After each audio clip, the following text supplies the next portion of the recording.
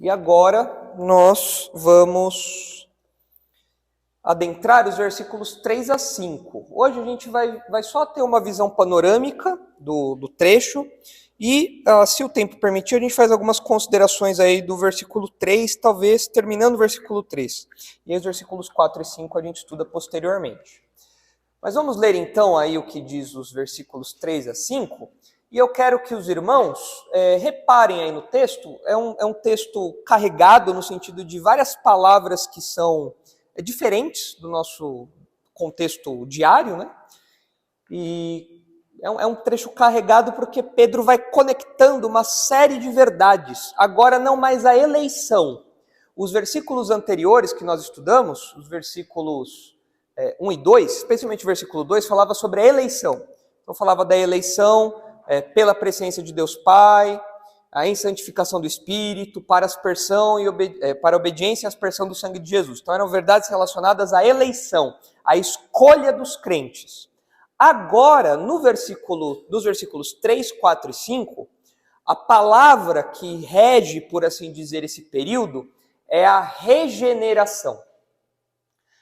Pedro vai falar várias verdades que estão conectadas, ele vai apresentar várias verdades que estão conectadas à regeneração. Então eu vou fazer uma leitura com vocês, vou apontar a estrutura e aí eu quero que os irmãos comentem, tal coisa me chamou a atenção, isso daqui eu não entendi direito, e aí a gente vai iniciar o nosso estudo desse trecho. Então olha só, 1 Pedro 1,3.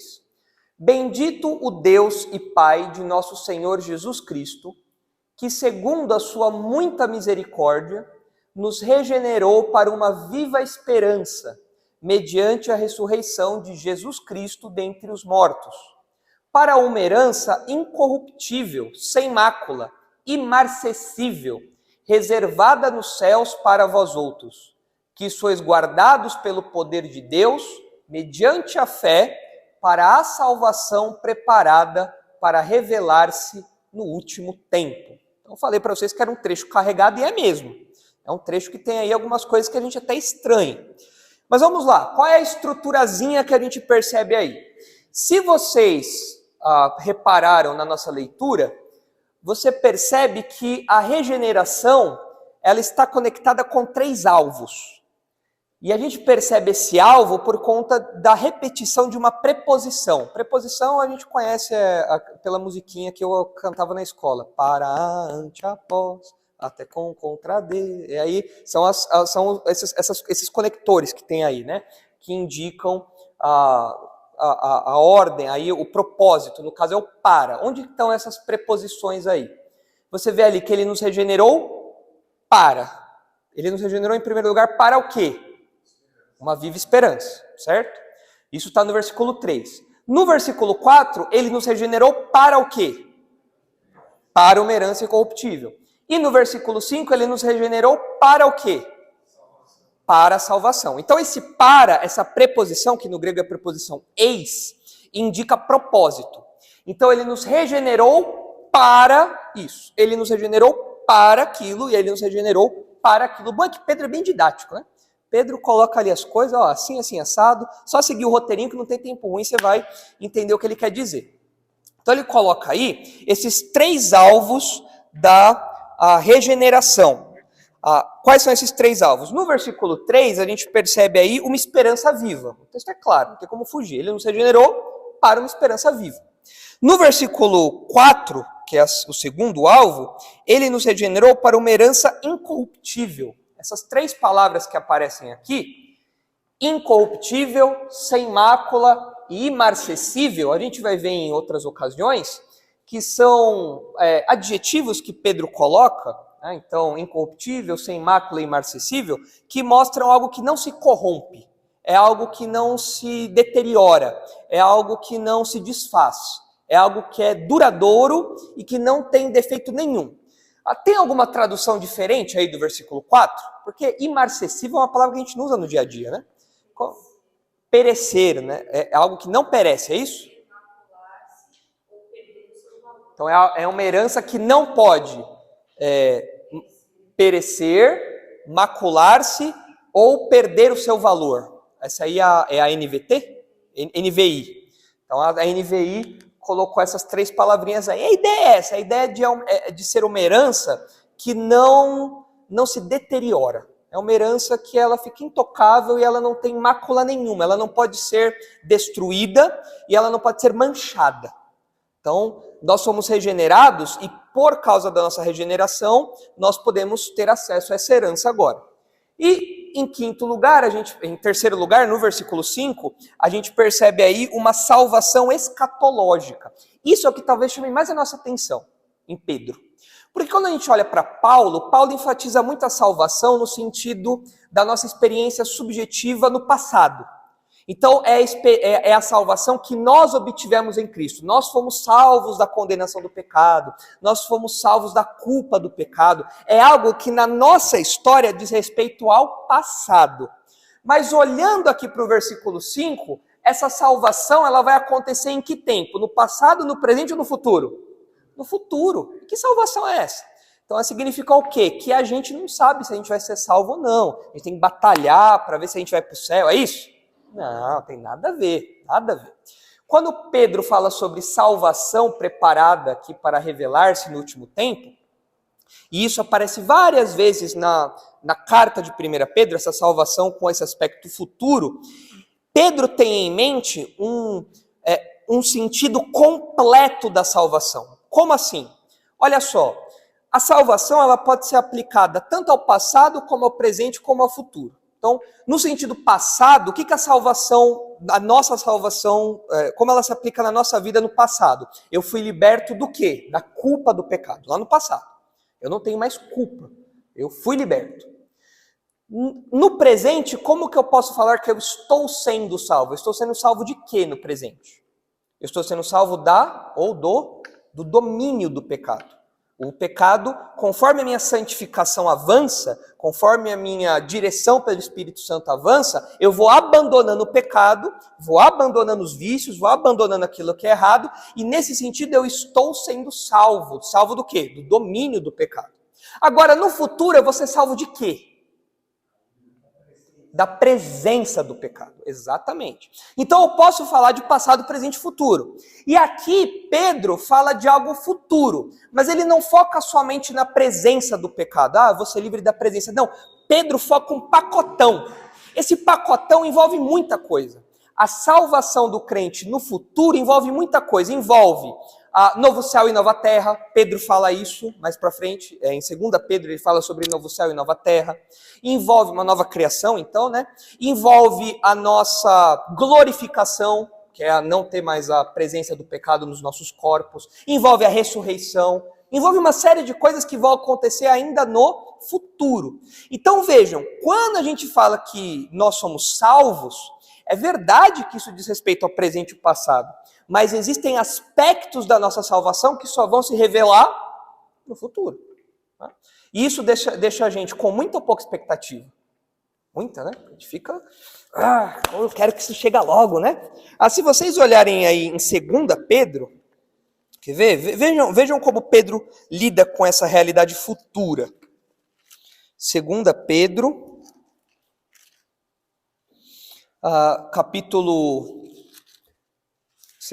capítulo 3, versículo... vamos ler a partir do versículo 10, olha só. 2 Pedro 3,10. Virá, entretanto, como ladrão o dia do Senhor, no qual os céus passarão com estrepitoso estrondo, e os elementos se desfarão abrasados. Também a terra e as obras que nela existem serão atingidas. Visto que todas essas coisas hão de ser assim desfeitas, deveis ser tais como os que vivem em santo procedimento e piedade, esperando e apressando a vinda do dia de Deus. Então olha só o sentimento aqui, diante dessas realidades futuras que vão acontecer, dessa destruição da presente ordem e uma nova criação, o que o crente faz? Ele vive esperando e apressando. Não é que ele fica, vai Jesus, vamos, rapidinho. Jesus fica lá, só na porta, lá esperando. Não me põe pilha que eu vou, hein? Não me acelera que eu vou. Não é isso. Apressando aqui é uma expectativa tão grande, você estar assim, você não aguentar mais, está explodindo de expectativa. Você quer que aquilo chegue logo. Então, o crente é assim. Por quê? Porque existem aspectos da nossa salvação que vão ser revelados só lá no futuro, vão ser experimentados somente no futuro. Então, em Pedro, isso é muito forte. A gente vai ver outros textos em 1 Pedro, onde ele enfatiza isso daí novamente, essa questão dessa revelação desse aspecto da salvação que vai se manifestar ou que vai ser concretizado apenas no futuro, né? Então, o versículo 5 aponta para isso. Agora, essas realidades todas, ainda que no versículo 5 fale de algo futuro, isso gera algo em nós agora. É claro, a nossa expectativa futura gera um modo de procedimento agora no presente. Esse era o objetivo de Pedro. Falou, olha, um dia vocês vão ser salvos de tudo isso aqui, vocês vão ser finalmente libertos de tudo isso daqui, da corrupção que existe no mundo, da maldade que existe no mundo, do pecado que existe no mundo, do pecado que existe em vocês, e ainda batalha um dia em vocês. Tudo isso um dia vocês vão ser libertos. Isso para os leitores de Pedro era importante ou não? Eles estavam bem ou estavam mal no mundo, pensando nas circunstâncias dos leitores de Pedro? Estavam mal, né? Estavam sofrendo perseguição, algum tipo de perseguição. Então era bom eles lembrarem que no futuro ainda tem esses aspectos aí. Mas então a gente percebe aí nos versículos 3, 4 e 5 essa estrutura. Então você tem uma esperança viva, uma herança incorruptível e uma salvação escatológica. Na verdade, o que a gente percebe aqui, olhando agora para os leitores de Pedro, como eu mencionei há pouco, à luz do sofrimento presente daqueles leitores, Pedro quer encorajá-los. E Pedro encoraja os seus leitores olhando para o futuro. Fala, olha, apesar das coisas estarem ruins aqui agora, no futuro as coisas vão ser diferentes. Então vocês têm que reter essa esperança. Vocês têm que manter isso no horizonte de vocês. Vocês não podem perder isso de vista. Eu sei que agora as coisas estão ruins, mas no futuro as coisas vão melhorar. No futuro as coisas vão clarear. No futuro ainda existem aspectos da salvação que vão ser concretizados. E para isso, para lançar os olhos deles para o futuro, a Pedro apresenta a nossa salvação como algo que é multifacetado. O que é algo multifacetado? É que tem vários aspectos, né? É um pacote ali, um objeto que você consegue olhar de vários ângulos e ver vários atributos, várias coisas ali.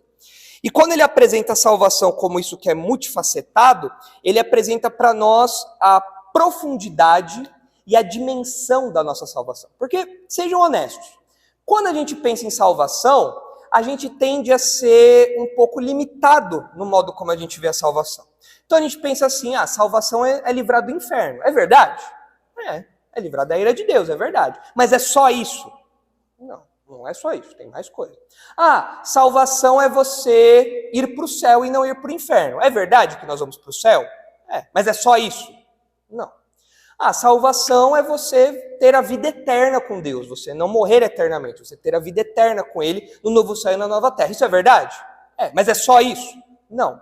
Então Pedro, ele olha para aspectos ali da salvação e nessa salvação multifacetada, ele fala, olha, lembrem-se disso, lembrem-se daquilo outro, lembrem-se da herança incorruptível, lembrem-se da salvação que vai ser revelada no futuro, lembrem-se ali da viva esperança que vocês têm, tenham tudo isso em mente. E com isso ele quer encorajar os seus leitores. Isso era para trazer alegria, né, uma expectativa, uma confiança, um encorajamento maior. E é por isso que ele lista aí essas realidades. Então a estrutura é essa. Tudo está ligado aqui à regeneração, ao novo nascimento, que é a porta de entrada para que a pessoa desfrute disso tudo. E você percebe esses três alvos. Ele nos regenerou para uma viva esperança, para uma herança incorruptível e para, aqui, a salvação. Eu coloquei como salvação escatológica, porque é algo que vai acontecer no futuro, lá no último tempo. Legal, agora olhando aí esses versículos, deu para entender a estrutura? Tá. O que chamou a atenção de vocês então? Isso daí eu não entendi, isso daí eu acho que é isso daí eu discordo de Pedro. Não, você não pode falar, você discorda de Pedro não. Aí não dá, né, Guilherme? Mas o que chama a atenção de vocês aí? Agora que vocês entenderam a estrutura, olhando aí para o que Pedro apresenta, o que chama a atenção de vocês? Qual detalhe salta aos seus olhos?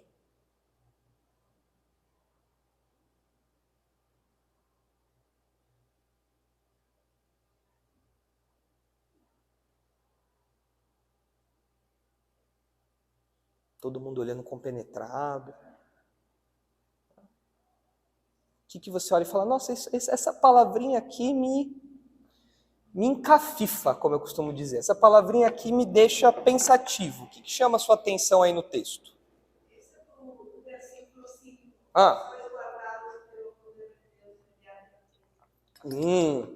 Interessante. Aqui o comecinho, né?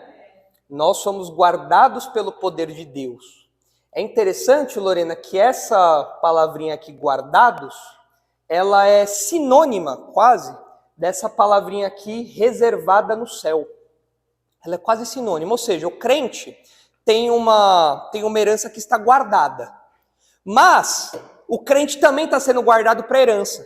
Olha que legal. Deus está nos preservando para desfrutar de uma herança e Ele está preservando a herança para que a gente possa desfrutá-la. Então olha só como é um cuidado completo. Já pensou? Você chega lá, legal, estou preservado. Aí eu chego lá, a herança está tudo caindo aos pedaços. Tá tudo. Já foi em hotel velho? Já? Você se hospedou em hotel velho? Aquele carpete cheio de mancha de sangue, já. Aquele carpete cheio de ácaro, já tudo amarelado. Você acende a luz do banheiro, o banheiro não acende. Você fala, poxa, eu estou bem, eu estou preservado. Mas a herança, isso daqui não está cuidado. Com o crente não é assim. Nós somos guardados pelo poder de Deus e a nossa herança, ela está reservada também. Ela está lá guardadinha para a gente. Então, as duas coisas estão guardadas, as duas coisas estão preservadas. Interessante isso. Então, essa relação chama a nossa atenção. O que mais?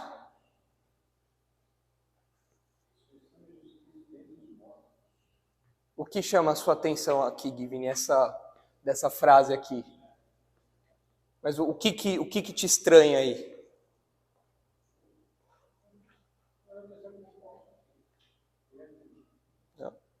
Aqui, o que às vezes pode nos estranhar, e eu estranhei também a primeira vez que eu li, é assim, o que a regeneração, o nosso novo nascimento, a nossa conversão, o que isso tem a ver com a ressurreição de Jesus? Porque ele fala que nós fomos regenerados mediante a ressurreição de Jesus, ou seja, a ressurreição de Jesus é um meio, é um instrumento pelo qual algo acontece. Como assim? Jesus ressuscitou lá atrás, e o que isso tem a ver com a minha regeneração hoje? O que isso tem a ver com o meu novo nascimento? Por quê? Se ele não tivesse ressuscitado... Aí a gente... Exatamente. Aí a gente pensa um pouquinho, fala, então tem uma relação.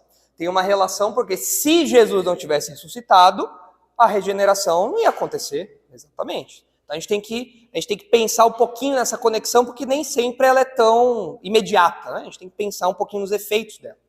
Legal, então essas são umas impressões gerais aí. Vamos começar então a ver o versículo 3? Eu acho que a gente consegue completar o versículo 3 hoje, qualquer coisa a gente completa depois. Mas vamos começar então falando dessa esperança viva. O texto começa dizendo aí o seguinte: bendito o Deus e Pai de nosso Senhor Jesus Cristo. Esse comecinho aí, quando Paulo fala bendito Deus e Pai, ele está propondo um louvor a Deus. A gente poderia falar ali no lugar de bendito, seja louvado, louvado seja Deus. É uma expressão, é uma doxologia, é um ato de adoração, de louvor a Deus.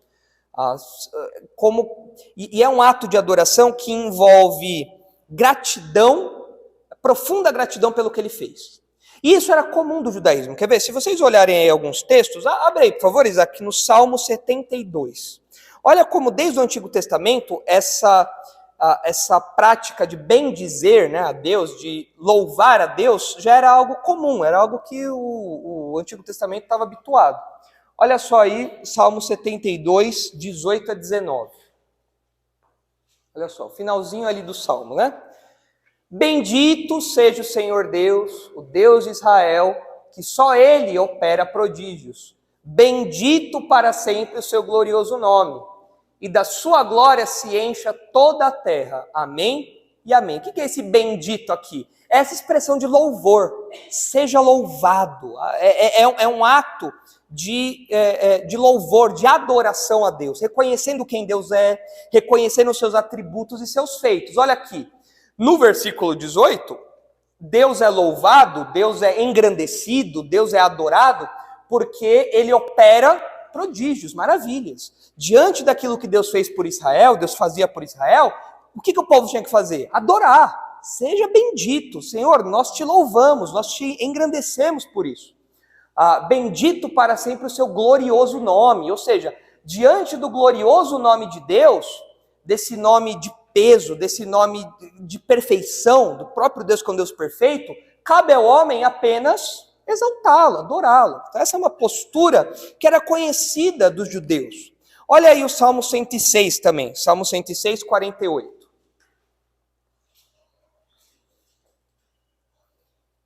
Salmo 106, 48, olha só.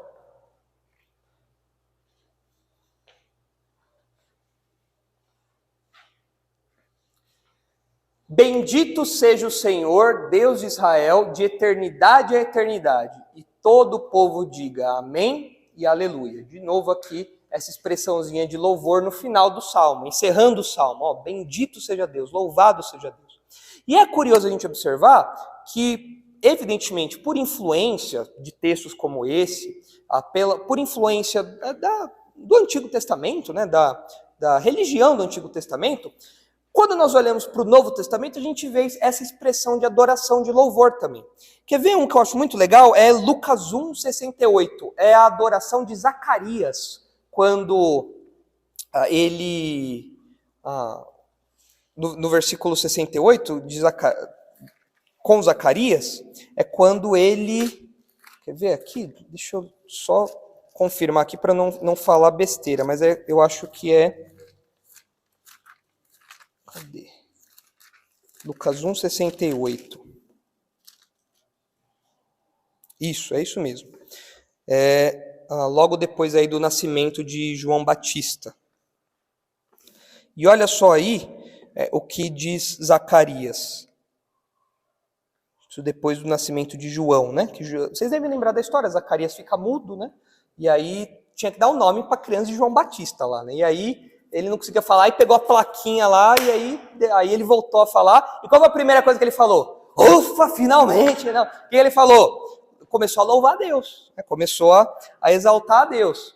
Então olha aí o versículo 67. Zacarias, seu pai, cheio do Espírito Santo, profetizou dizendo: bendito seja o Senhor, Deus de Israel, porque visitou e redimiu o seu povo. Olha só, ele sabia do que estava para acontecer, de tudo aquilo que estava para acontecer. Até mesmo pela figura de João Batista e pelo que João Batista vai representar. E como que ele abre a sua fala? Ele abre louvando a Deus. Louvado seja Deus, porque a salvação chegou. Nós vamos adorar a Deus agora. Bendito seja Deus, vamos adorá-lo. Finalmente o povo vai ser redimido. Nos suscitou plena e poderosa salvação na casa de Davi, seu servo, como prometera desde a antiguidade. Ele continua o seu louvor ali, mas ele abre com isso. A salvação chegou, vamos adorar a Deus, vamos exaltar a Deus. Olha aí também Efésios 1, 3. Olha como Paulo usa uma expressãozinha que é idêntica à que Pedro usa.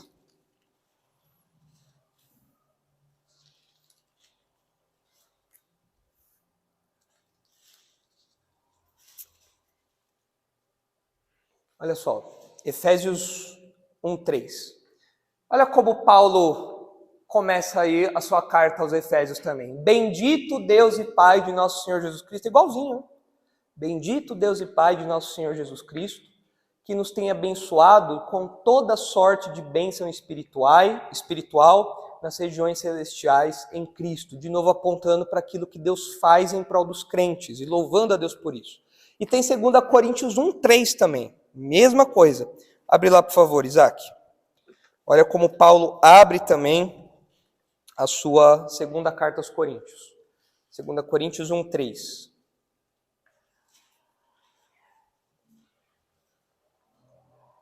Olha ali, de novo. Bendito seja o Deus e Pai de nosso Senhor Jesus Cristo, o Pai de misericórdias e Deus de toda consolação. Então, de novo, Paulo usa essa expressão aí, a mesma que Pedro usa. Então, é uma expressão de louvor a Deus, por quem ele é e pelo que ele faz. Agora, o que é curioso observar é que essa postura de Pedro, de Paulo, de Zacarias, dos autores dos Salmos, É uma postura que reconhece os atributos de Deus, o favor de Deus, a sua glória, sempre com um coração grato e uma postura de adoração. E quando a gente olha para Romanos 1, a gente percebe que é típico do ímpio não fazer isso. O crente, ele tem que ter essa postura. O crente, ele tem que nutrir sempre uma postura de louvor e adoração a Deus, sempre, em tudo. Mas o ímpio faz o contrário. Olha só Romanos 1, 21 e depois o 25. Então, não louvar a Deus, não promover esse louvor, né? Bendito seja Deus, louvado seja o Senhor. Não promover isso, mas pegar esse louvor e colocar em outras coisas é típico do incrédulo. Olha só Romanos 1, 21 e depois o 25.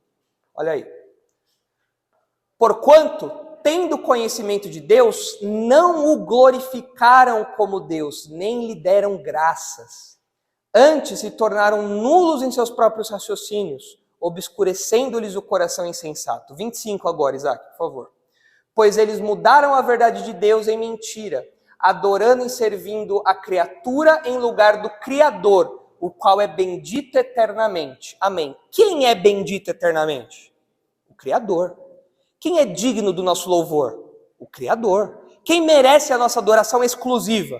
O Criador. Mas o que o ímpio faz? O que o pecador faz? Ele inverte isso. Ele, ao invés de louvar a Deus, ele louva quem?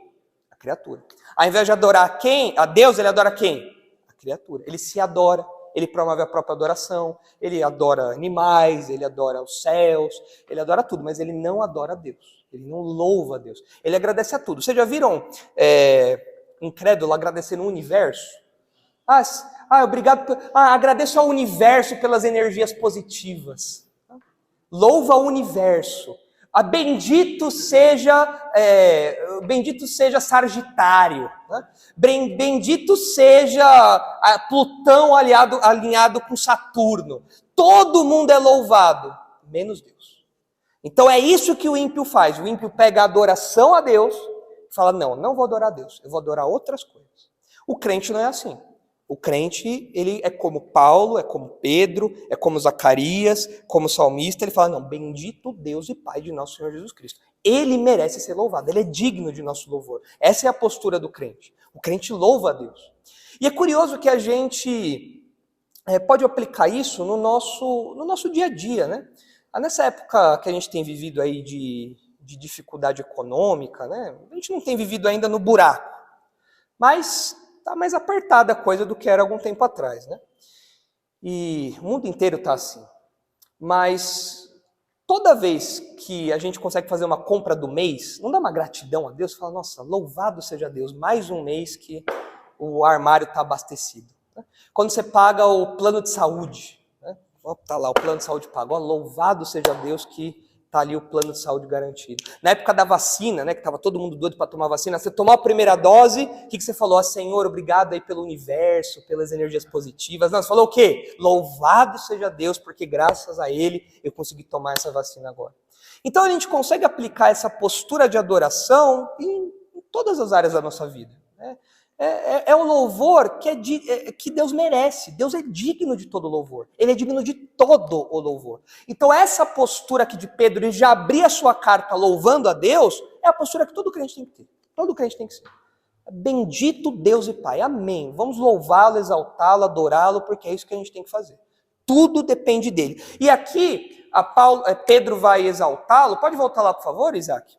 Pedro vai exaltá-lo, né? Ele já falou da eleição, que é um motivo de adoração a Deus. Bendito Deus e Pai que nos escolheu. Mas ele vai também louvar a Deus por esses aspectos da salvação aqui, né?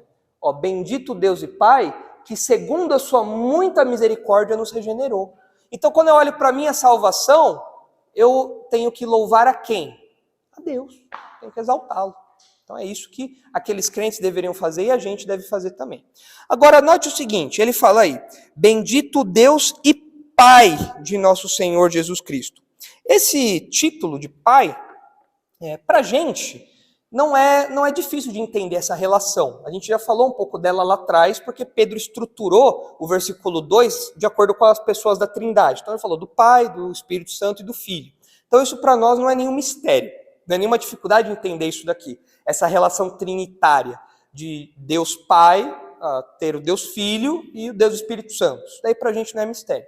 Mas, quando a gente vê essa construçãozinha aqui, Pai de nosso Senhor Jesus Cristo, a gente lembra que nos evangelhos, Jesus, frequentemente, maior parte das vezes, ele se referia a Deus Pai como Pai. E isso deixava o pessoal doido. Por quê? Por que o pessoal ficava doido? Porque se Jesus tem Deus como Pai, significa que ele também era Deus. Ele compartilhava dessa natureza divina.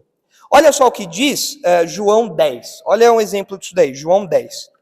Então, para o judeu, essas palavras de Jesus eram muito agressivas, porque o judeu, comumente, quando ele se referia a Deus como Pai, ele não falava meu Pai, ele falava nosso Pai, é o Pai da nação, é o Pai de Israel, é o Pai, é o nosso Pai, o Pai do nosso povo, porque nos libertou do Egito, porque nos criou, tudo mais. Agora, quando Jesus chega e fala, eu faço as obras do meu Pai, o judeu queria morrer. Como assim? Falando, que intimidade é essa que você tem com Deus? E aí, em João 10, a temperatura esquenta, porque olha o que acontece, João 10, 30. Olha só o que acontece. Fica muito clara essa relação. Olha o que Jesus diz, olha o 29, olha o 29.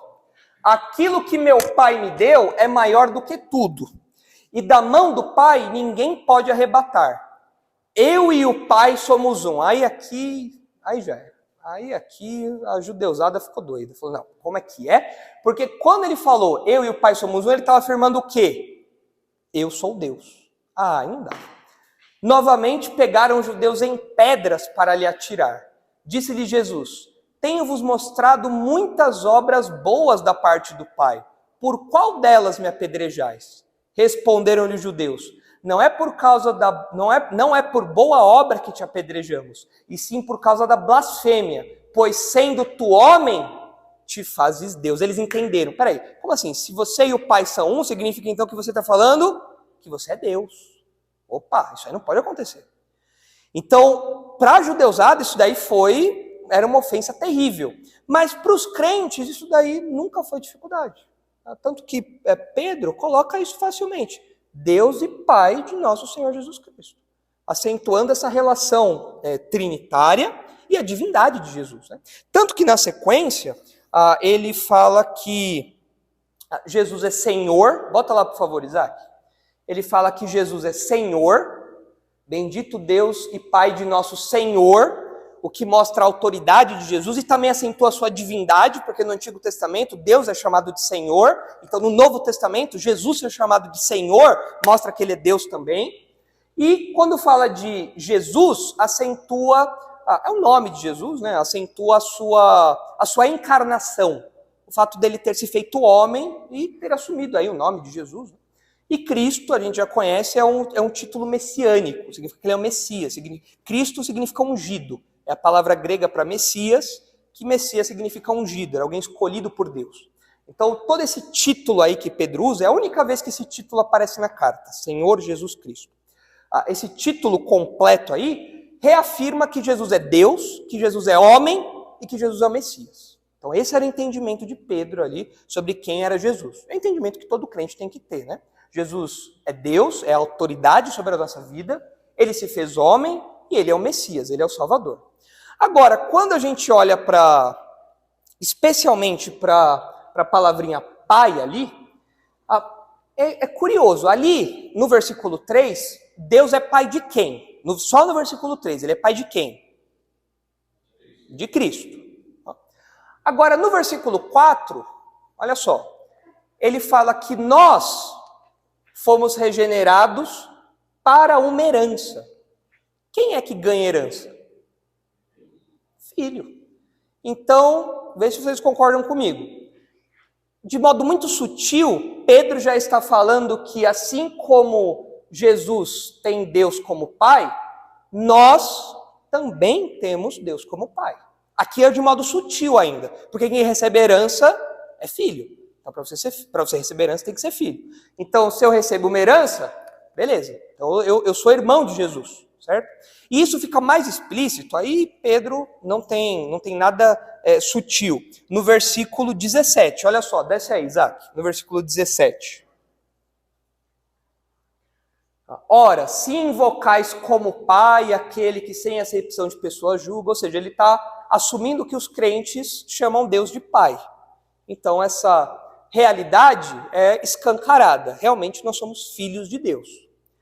E é importante a gente enfatizar essa questão da filiação divina à luz do que os leitores de Pedro estavam experimentando. Lembre-se, eles estavam sofrendo no mundo perseguição social, represálias, dificuldades por serem crentes. Mas eles tinham que lembrar que eles tinham um pai. E esse pai, que é o pai de Jesus Cristo, que cuidou de Jesus Cristo, que ressuscitou a Jesus Cristo, que colocou Jesus Cristo como herdeiro do universo, que colocou Jesus Cristo para reinar à sua direita, esse mesmo pai de Jesus também é nosso pai. Então tem uma relação íntima ali, tem uma relação mais próxima. Tem uma relação que nos traz para mais perto. Olha, esses títulos não são títulos que ficam lá em cima, distantes. São títulos próximos de nós. Ele é pai de Jesus Cristo, mas ele também é o nosso pai. Agora, para ter Deus como pai, basta você nascer, é isso? Não, para o incrédulo é assim, né? Para o incrédulo, você nasceu, você é filho de Deus. Todo mundo é filho de Deus. Né? Então o pessoal vai tirar folga no feriado. Não, preciso tirar folga porque eu também sou filho de Deus, né? O pessoal fala popularmente, né? Preciso porque eu também sou filho de Deus. Ou comer um churrasquinho porque eu também sou filho de Deus, né? Mentira. Mentira. Nem todo mundo é filho de Deus. A João fala, né? Aos que creram, deu-lhes o poder de serem chamados filhos de Deus. Aos que creem em seu nome. Então, para você ser filho de Deus, você precisa crer em Cristo. Então, você precisa olhar para Jesus e falar, ele é meu Salvador. Ele é o meu... Sobe lá para o 3, por favor, Isaac. Ele é o meu Senhor e eu creio que ele é o Messias. Então, eu me torno filho de Deus. E aí sim, eu posso falar que eu tenho Deus como Pai. Essa é a verdade bíblica. Para o mundo, todo mundo é filho de Deus. Mas a Bíblia não trata desse jeito. A Bíblia não lida dessa forma, não. Deus cuida dos incrédulos no sentido de provisão. Da chuva, da comida... Para crente incrédulo, mas no sentido salvífico, é só para os crentes. Então, para eu ser filho de Deus, primeiro eu preciso ser regenerado. Primeiro eu preciso nascer de novo. Então, essa primeira linha aí de louvor a Deus nos ensina bastante coisa. Né? E olha só como ele continua. Bendito Deus e Pai de nosso Senhor Jesus Cristo, que segundo a sua muita misericórdia. A misericórdia, a gente geralmente faz uma distinção entre graça e misericórdia. Como que você explica graça e misericórdia? Elas sempre aparecem juntas, assim, geralmente, né? Mas como que você distingue uma coisa da outra? Bom, misericórdia é você não receber o que você merece. Então você merece apanhar. Mas aí o seu pai mostra de misericórdia e fala, não, eu não vou te bater, não vou te disciplinar. Isso é misericórdia. É você merecer o castigo e você não receber aquilo. E o que é graça? É você receber aquilo que você não merece. Então, você merecia apanhar, mas eu não vou te bater, é misericórdia. E eu vou te dar um presente. Isso é graça. Você não merece o presente, mas eu vou te dar. É claro que nesse exemplo você pode falar, nossa, mas Deus foi injusto, então, né? Porque foi misericordioso e gracioso. Mas lembre-se, nós nos revestimos dos méritos de Jesus. Tem outras verdades envolvidas nisso. Agora, por que é enfatizada a misericórdia aqui? É relacionada à regeneração. Nós somos regenerados segundo a misericórdia de Deus. Nós merecíamos ser regenerados? A gente merecia o quê? A morte. Então, por misericórdia de Deus, a gente foi regenerado. A gente não merecia, mas a gente não ganhou aquilo que a gente merecia. Então a gente foi regenerado. Eu gosto muito de Lamentações 3. Abre aí, por favor, Isaac. Lamentações é um livro que quase ninguém lê, né? Eu já lamento demais no dia a dia, vou ficar lamentando mais ainda, não. Mas Lamentações é um livro poético, estruturado, muito legal. Olha aí Lamentações 3, 22.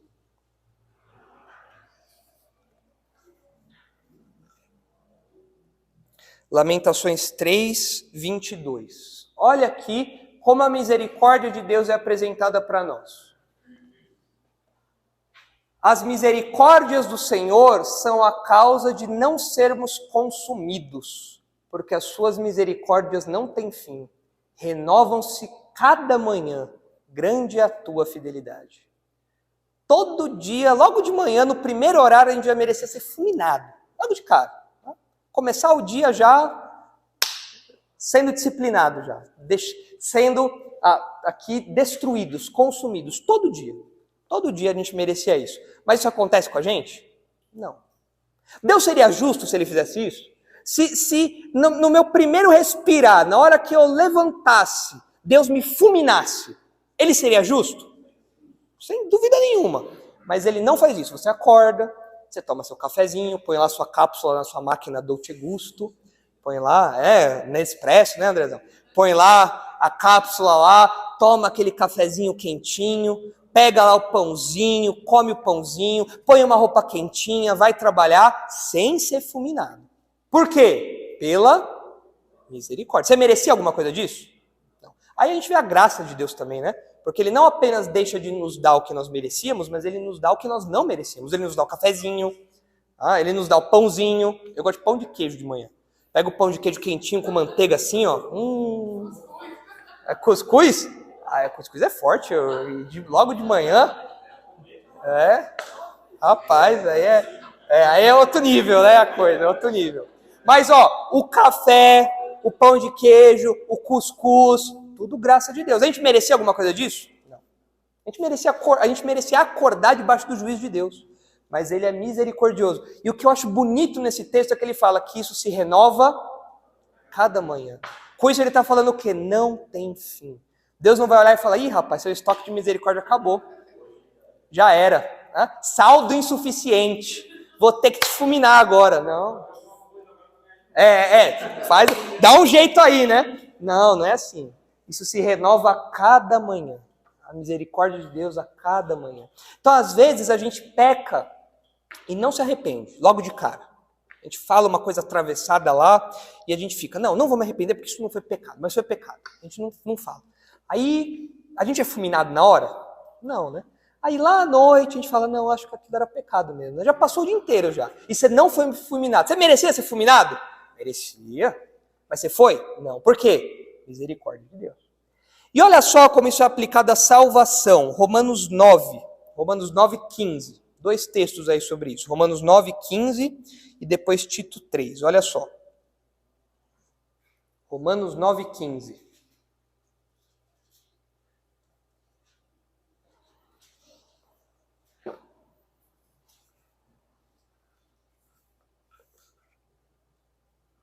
Olha lá. Romanos 9:15 e 16. Pois ele diz a Moisés, Deus diz a Moisés, terei misericórdia de quem me aprouver ter misericórdia, e compadecer-me-ei de quem me aprouver ter compaixão. Assim, pois, não depende de quem quer ou de quem corre, mas de Deus usar a sua misericórdia. Então, nós somos salvos segundo a misericórdia de Deus. A nossa regeneração, o novo nascimento, não depende em nada da gente. Depende inteiramente da misericórdia de Deus. Deus olhou para algumas pessoas e falou, eu vou ser misericordioso e vou salvar essas pessoas. Não porque elas merecem, mas porque no meu caráter há misericórdia. Eu sou alguém misericordioso. E eu quero expressar a minha misericórdia salvando aquelas pessoas. Elas não merecem. Elas merecem o inferno. Mas eu vou poupá-las disso, mandando meu filho para morrer no lugar delas, e então eu vou demonstrar a minha misericórdia na vida delas. É isso que a gente aprende na Bíblia. E olha só Tito 3, onde de novo a misericórdia de Deus é enfatizada. Versículo 5. Não por obras de justiça praticadas por nós, mas segundo a sua misericórdia. Ele nos salvou mediante o lavar regenerador e renovador do Espírito Santo. Então você tem de novo a misericórdia de Deus como protagonista. Nós somos salvos de acordo ou segundo a misericórdia de Deus.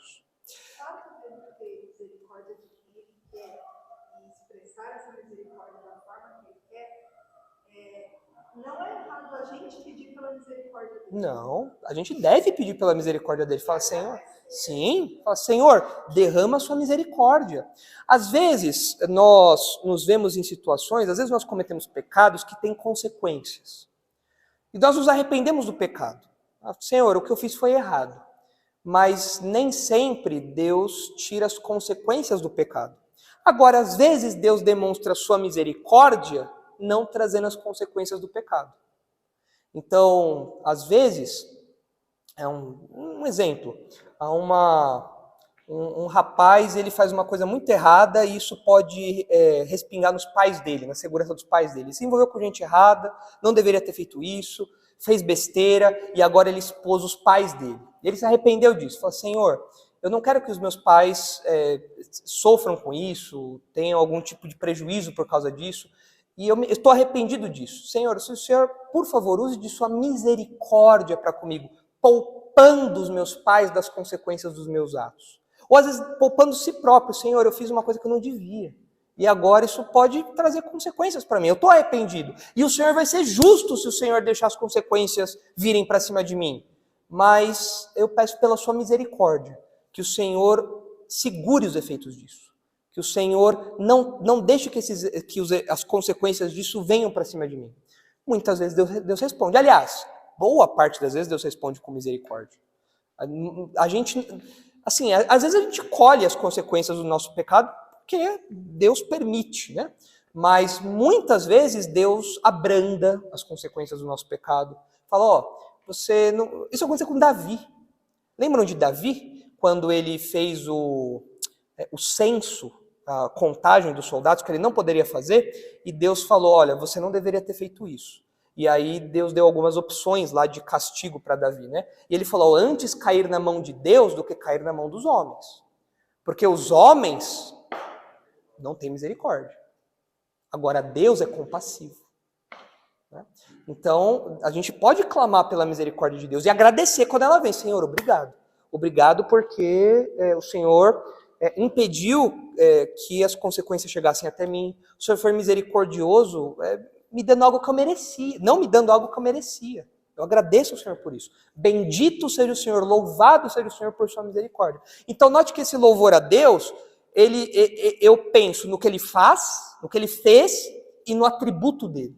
Deus é misericordioso e ele aplicou isso na minha vida. Louvado seja Deus por isso.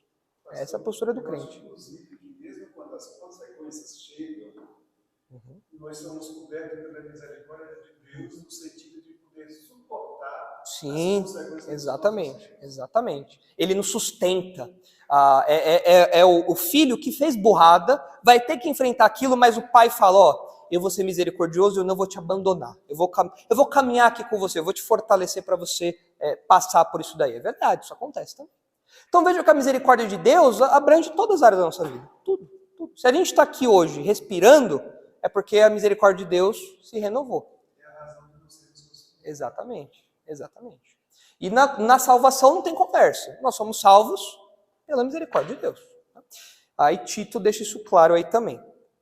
Agora eu vou parar por aqui, porque na próxima ocasião eu quero explicar com maior detalhes esse conceito aqui de regeneração, do novo nascimento.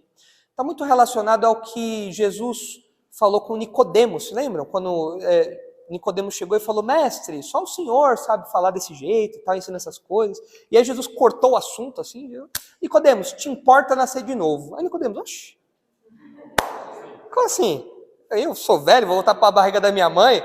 Aí você fala, Nicodemos, um vacilo desse, Nicodemos, você não entendeu, Nicodemos? Você é mestre, né? O próprio Jesus falou, você é mestre em Israel, você não sabe disso?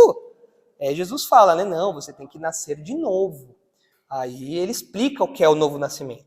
Mas eu quero detalhar essa doutrina da regeneração, do novo nascimento, porque é o que rege o capítulo, o trecho todo aí, o 3, o 4 e 5. Lembrem, nós somos regenerados para uma esperança viva, para uma herança incorruptível e para uma salvação escatológica.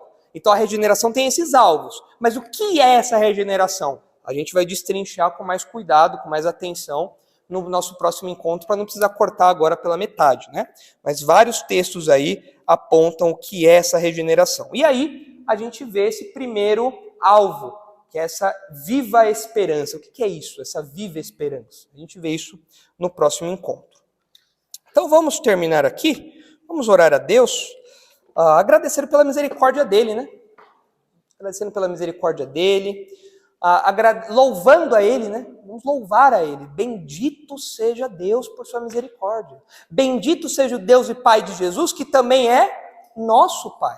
Bendito isso. Eu posso me aproximar do meu Pai, né? Posso chegar ao Rei do Universo e chamá-lo de Pai. Isso é um privilégio ou não é? Nossa. Pai, eu estou com um problema.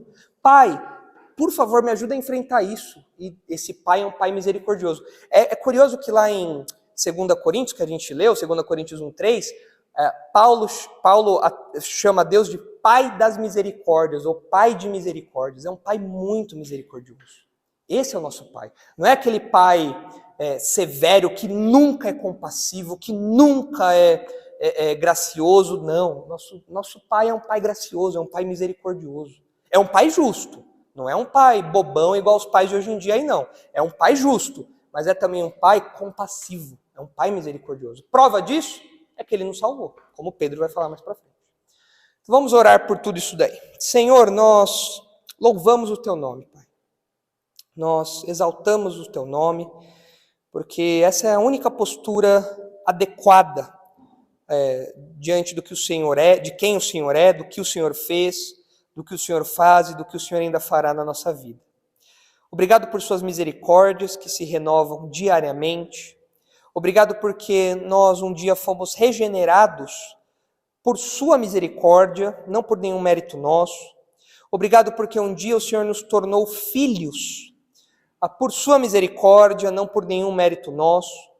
Obrigado porque um dia o Senhor nos regenerou e agora nós temos uma viva esperança, nós temos a promessa de uma herança incorruptível e nós temos também a certeza de uma salvação completa e de todas as faces, as realidades que envolvem essa salvação que vai ainda acontecer no futuro. Nós louvamos o Senhor por isso. Bendito seja o Teu nome por isso. Dá-nos um coração grato. Dá-nos um coração sempre disposto a exaltá-lo, a louvar o Teu nome com os nossos irmãos, em casa, onde estivermos, diante das Suas bênçãos, diante daquilo que o Senhor nos concede diariamente, que nós não sejamos como os ímpios, que exaltam outras coisas, que exaltam outros seres e não o Senhor. Ajuda-nos a vivermos em temor e reverência ao Senhor, sabendo que o Senhor é nosso Pai, o Senhor é quem nos escolheu, o Senhor é quem nos regenerou, o Senhor é um Pai misericordioso. Obrigado por tudo isso. Leve-nos agora em segurança para a nossa casa, que nós estejamos debaixo do seu cuidado, da sua proteção, e que nós estejamos aqui no final de semana, reunidos novamente, para louvar o Teu nome e aprender da Tua palavra. E em nome de Jesus que nós oramos. Amém.